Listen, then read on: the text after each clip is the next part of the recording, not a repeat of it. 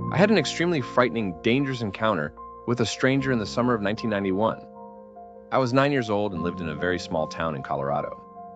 A gas station about a mile from my house had a promotion that summer. If you bought an expensive plastic cup, you could get free soda refills all summer long. One day, my friend Kevin and I rode our bikes to the gas station. We had been there several times before, and we loved the free refills. Our parents let us go alone and were never worried about it. We made it to the gas station, parked our bikes, and got our free refills.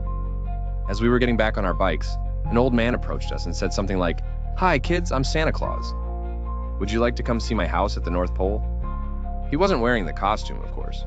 I believe he was wearing a white t-shirt and blue jean overalls.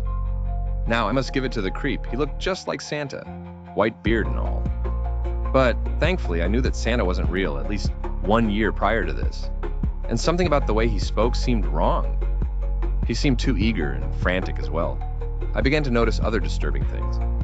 He had emerged from a bizarre maroon van and he had very angry, piercing eyes. I didn't know what this pervert wanted to do to me, but I realized that something was wrong and I felt very scared.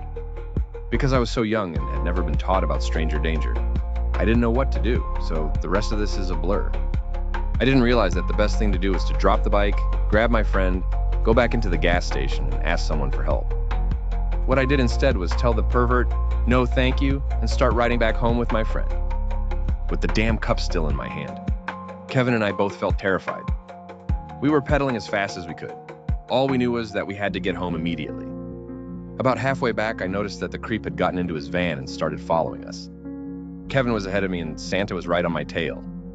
At some point during all of this, I dropped the cup, which at the time made me more upset than almost being abducted. Thankfully, creepy Santa didn't try anything and we made it home safely. He kept driving and we never saw him again. I don't know why he didn't try anything. Perhaps he was inexperienced or was afraid of getting caught. But I came within inches of being abducted. I didn't fully realize until I was an adult that he was considering hitting my back tire and knocking me off the bike. Had he done so, he could have easily dragged me into his van and I would have never been found.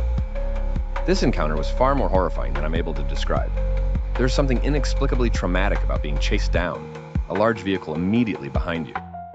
The most disturbing thing about all of this is understanding why creepy old men abduct children. The early 1990s in that small town was a very innocent time.